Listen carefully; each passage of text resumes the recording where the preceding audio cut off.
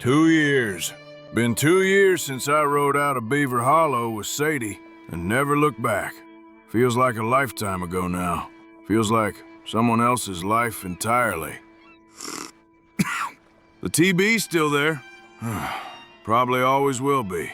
But it ain't killing me the way it was back then. Mountain air does wonders, turns out. That, and having a reason to wake up every morning. Doc in Strawberry says he's seen consumption patients live 10, 15 years with the right conditions.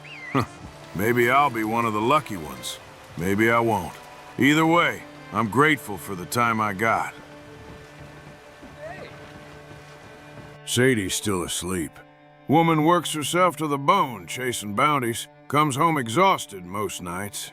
But she loves it. Loves the hunt. Loves bringing justice to men who deserve it. She's got purpose now. Something beyond revenge. Watched her transform from that grieving widow into, hell, into the finest partner I could have asked for. I remember telling her I wanted to leave. Expected her to think on it. Maybe ask for time to decide. But Sadie, she didn't even hesitate. Just looked me straight in the eye and said yes. Told me that apart from her Jake, I was the best man she'd ever known. Don't think I'll ever forget hearing those words. Don't think I deserved them, but they meant everything. Those first months were hard, though. Real hard. We couldn't settle nowhere. Kept moving from place to place, always looking over our shoulders. Slept in caves, under the stars, in abandoned shacks. We was just coexisting, I suppose. Two broken people trying to figure out what the hell we was doing.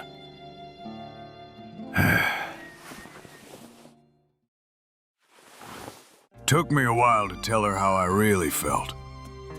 Kept thinking it wasn't fair to burden her with the feelings of a dying man. But one night, after we brought in a particularly nasty outlaw, sitting by the fire, I just said it. Told her I loved her. And damn, she didn't say it right back without missing a beat. That's Sadie for you. No games, no hesitation. Just honest truth.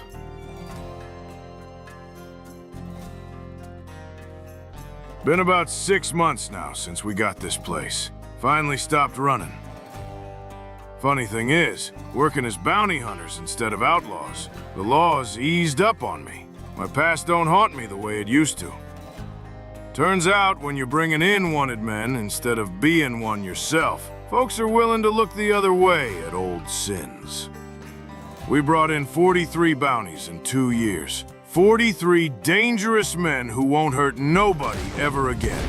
Murderers, cattle rustlers, men who prey on homesteaders and travelers. The kind of scum I used to ride with, if I'm being honest with myself. Every bounty we collect feels like paying back a debt I owe to the world. She don't need words most of the time. We got this rhythm, this understanding. I track, she shoots. I plan, she executes. Sometimes it's the other way around.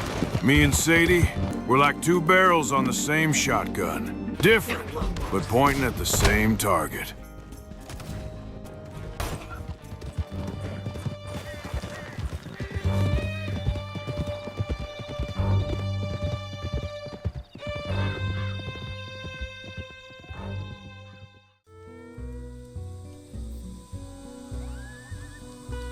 Nights around the campfire are my favorite. She'll tell me stories about Jake, about their farm, about the life she had before the O'Driscolls took it all away.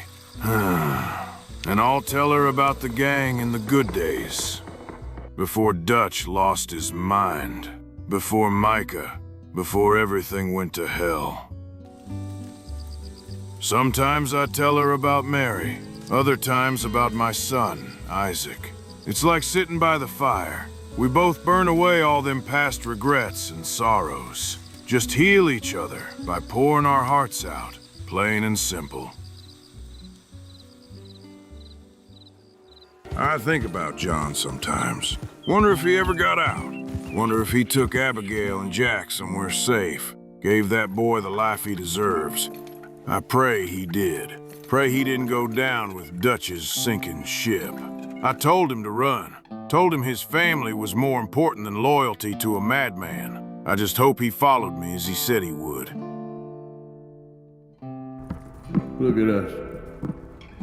Out here risking our necks, and for what exactly? For an idea that don't work no more. But what about loyalty? I wish things were different. But it weren't us who changed.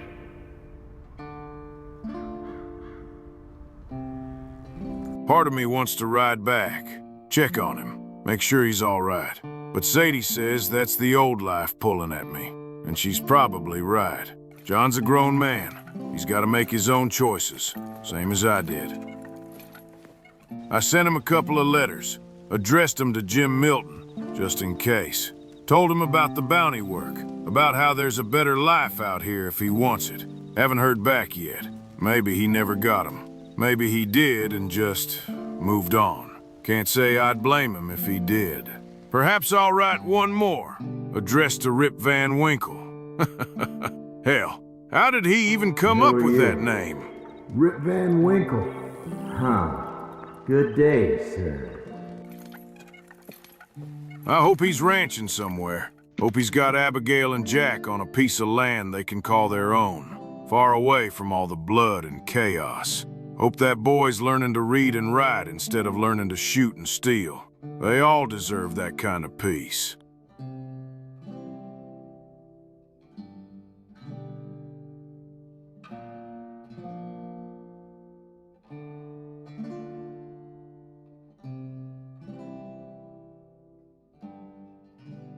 I wonder about Dutch, too. What happened to him after we left? Did the gang fall apart? Did the Pinkertons finally catch up to him? Or is he still out there somewhere, preaching about freedom and civilization while leading good people to their deaths? I told him I was dying, told him I was leaving, and taking Sadie with me.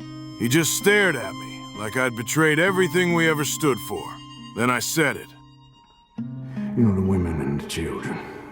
And John and his family, I'm afraid I have to insist. I mean, we gotta let them go, because if the Pinkertons come through again, they will kill everyone. John? That's when Dutch got angry. Insist? Real angry. Yeah. But then something changed in his eyes. Insist. This cold calculation. Like he'd just remembered I was a dead man walking anyway. What's the point in fighting over someone who won't live long enough to matter? So he just let me go, like I was already a ghost.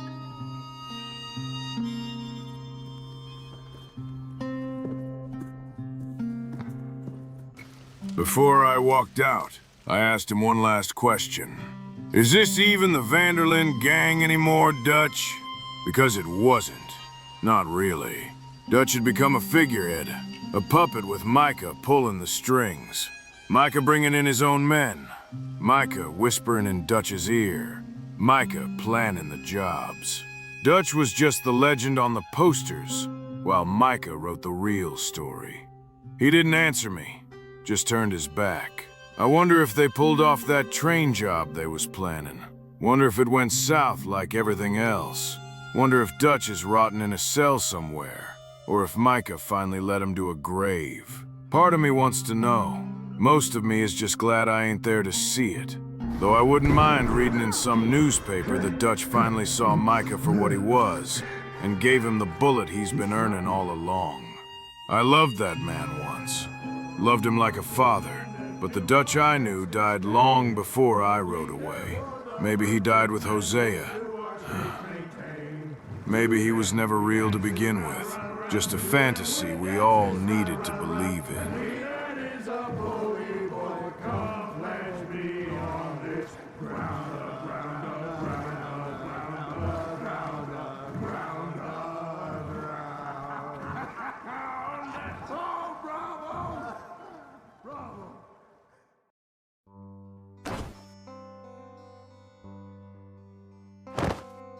I think about the others, too. Hope Tilly got out, found herself a good husband, settled down somewhere respectable. She always was too smart for the outlaw life. And Mary Beth, sweet girl, probably writing her romance novels somewhere, telling stories about the West that's already disappearing. Karen. I worry about Karen. She was drinking heavy even before things got bad. Hope she found some peace somehow. Swanson had cleaned up his act. Hope he continued on his new path. Trelawney? He must still be fooling rich folk to pay him. Pearson's probably still cooking, and not just his stories when he was a part of the Navy.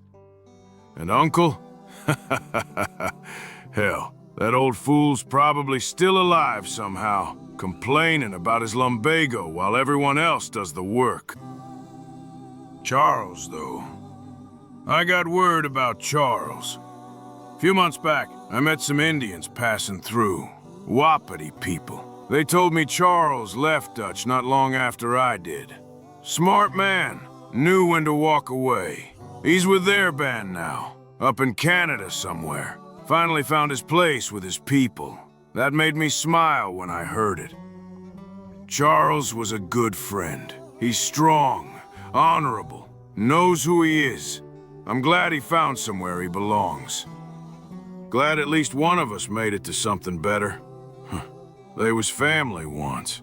Maybe they still are, in some way. But families break apart sometimes. Don't mean the love wasn't real. Just means life took us down different roads. This road, though. This road I chose was Sadie. This is the right one. I feel it in my bones. For the first time in my life, I ain't running from something. I'm running toward it. We're building something here. Ain't much. Just a cabin and a reputation as honest bounty hunters. But it's ours. It's real. It's good. She don't say it much, but I know she cares. I see it in the way she makes sure I take my medicine. The way she insists we rest when I'm having a bad day with the TB. The way she looks at me sometimes when she thinks I ain't paying attention. And me? Well, I care about her more than I got words for. More than I thought I was capable of caring about anyone after Mary. Mary Linton. Wonder what she'd think if she could see me now. Probably wouldn't recognize this version of Arthur Morgan. The one who wakes up early to watch sunrises. The one who fights for the law, not against it. The one who's trying real hard to be a good man, instead of just pretending to be one. Dutch used to say we was ghosts, that we didn't belong in the modern world. Maybe he was right about that part. But he was wrong about what that meant. We don't gotta rage against the dying light. We can find our place in the new world if we're willing to change. I chose change. I chose life. I chose Sadie and these mountains and this honest work. She took a chance on me. A sick, dying outlaw with a price on his head and enough regrets to fill a library. She could have said no, could have stayed with the gang or struck out on her own, but she said yes. She chose this life, with me, and I wake up every single day grateful that she did. 2 years ago, I was coughing up blood in a tent at Beaver Hollow, watching Dutch lose his mind, feeling death creeping closer with every breath. Today, I'm sitting on a porch I helped build, drinking coffee with a woman I love, planning which bounty we'll chase next week. If that ain't redemption, I don't know what is. I don't know how much time I got left. Could be months, could be years. But however long it is, I'm spending it right. Doing good work, loving a good woman, living a good life. Dutch was wrong about a lot of things, but he was right about one. We all got a choice about what kind of person we want to be. I chose to be better. And that's made all the difference. Rush commonly by my side, right here. Red, I love you and the world. 7 months gone and 7 years to go, Red.